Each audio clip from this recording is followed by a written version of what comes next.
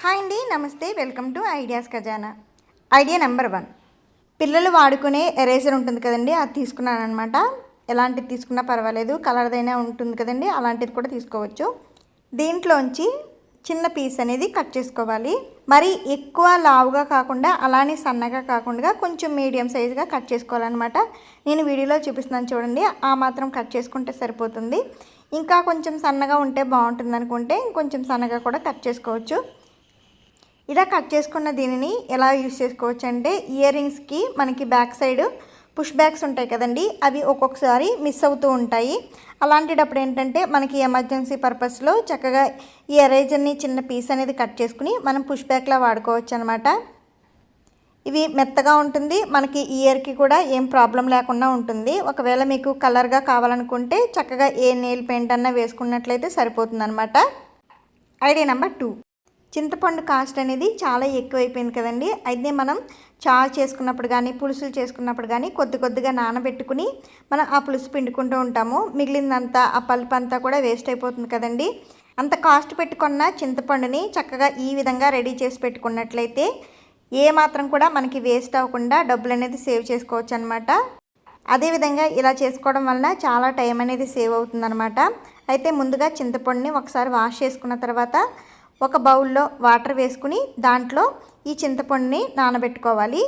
ఒక 5 మినిట్స్ అలా నానబెట్టుకుంటే సరిపోతుందండి. పిక్క ఉన్న చింతపండు తీసుకున్నట్లయితే ముందుగానే పిక్క తీసేసుకోవాలండి. ఇదైతే పిక్క లేదనమాట, ఓన్లీ ఈ నెల మాత్రమే ఉంది.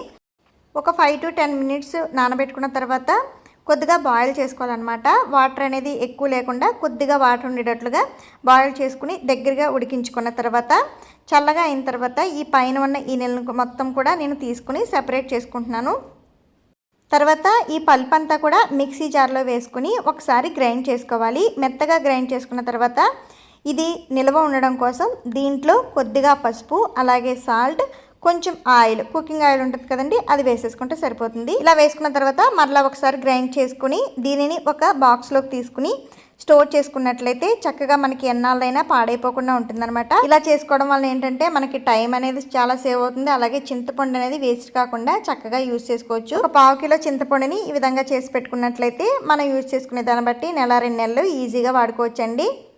ఫ్రిడ్జ్లో పెట్టుకుని మనకి ఎప్పుడు కావాలంటే అప్పుడు కొద్దిగా తీసుకుని పులుసులు, రసం, సాంబార్, చట్నీలు అవి చేసుకుంటాం కదండి, అలాంటి వాటిలన్నిటిలోనూ చక్కగా యూజ్ చేసుకోవచ్చు. ఐడియా ప్రతి ఒక్కరికి ఉపయోగపడుతుందండి. డెఫినెట్గా ఒకసారి ట్రై చేసి చూడండి. నచ్చితే తప్పకుండా లైక్ చేయడం మాత్రం మర్చిపోవద్దు.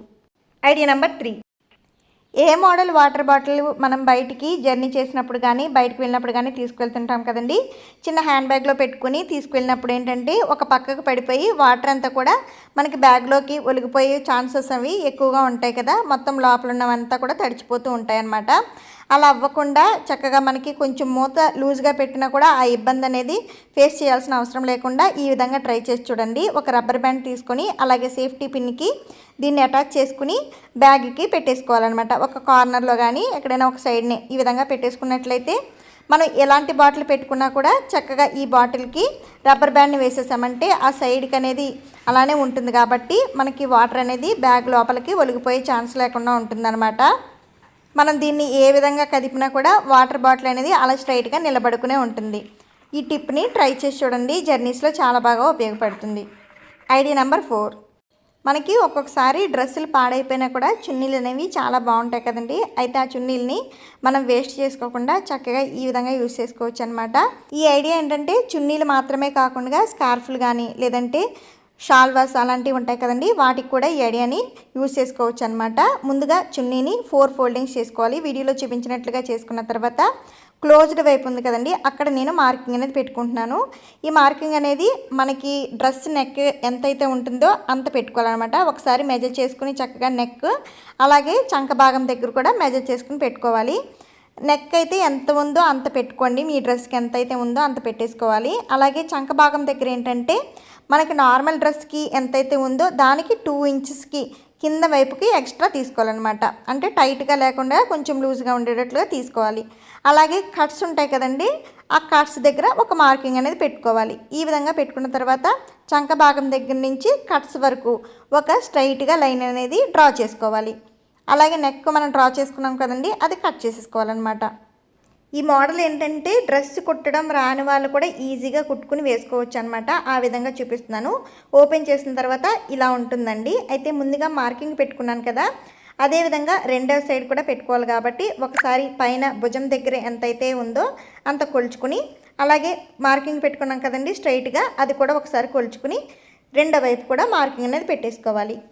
ఈ విధంగా మార్కింగ్ పెట్టుకున్న తర్వాత ఫ్రంట్ నెక్కి నేను మధ్యలో చిన్న కటింగ్ అనేది ఇచ్చుకున్నానండి. చుట్టూరు బ్లాక్ కలర్ తోటి క్లాత్ని పైపింగ్ చేసేసుకున్నాను అనమాట. ప్లెయిన్గా ఉందని చెప్పేసి బ్లాక్ కలర్ క్లాత్ తోటి బౌ షేప్లో కుట్టుకొని పైన నెక్ వైపు వేసుకున్నాను. ముందుగా మార్కర్ తోటి సైడ్న మార్కింగ్ పెట్టుకున్నాను కదండి, అదే విధంగా ఒక కుట్టు అనేది రెండు వైపులో కూడా వేసుకోవాలన్నమాట. మీకు వీడియోలో చూపిస్తున్నాను చూడండి. నార్మల్ కుట్టీస్ కుట్టడం రాని వాళ్ళు కూడా జస్ట్ నెక్ కుట్టుకుని సైడ్స్న పైన వైపు నుండి ఒక కుట్టు రెండు వైపులో కూడా వేసేసుకున్నట్లయితే చాలా స్టైలిష్గా ఉండే ఒక కుర్తీ అనేది రెడీ అయిపోతుందండి. ఇంట్లో పాత చున్నీలు అలా ఉంటే కనుక ఒకసారి ట్రై చేసి చూడండి. నేను బ్లాక్ లెగ్గిన్తో పేరప్ చేశాను అనమాట. చూసారు కదా ఎంత చక్కగా ఉందో. ఐడియాస్ అన్నీ కూడా మీ అందరికీ నచ్చినట్లయితే ప్లీజ్ తప్పకుండా లైక్ చేయండి. అలాగే మీకు నచ్చిన ఐడియాని కామెంట్ చేసి షేర్ చేయండి. సబ్స్క్రైబ్ చేసుకోవడం మాత్రం అస్సలు మర్చిపోద్దు. Thank you for watching.